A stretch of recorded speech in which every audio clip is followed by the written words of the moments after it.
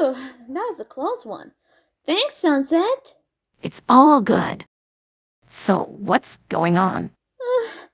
This saxophone sounds funny. I think it's broken.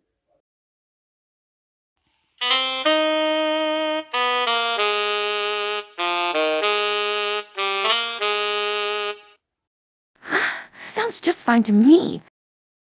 Sydney, have you ever played a saxophone before? Have you? Hold your fingers like that. That's a low C. This is an E. That's a G. And this is a high C. Wow! How do you play an X?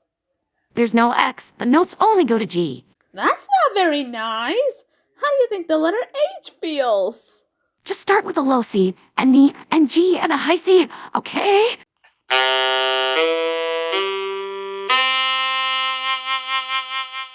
Got it. And when you learn those, we'll have some other notes. I'll be rocking the house in no time.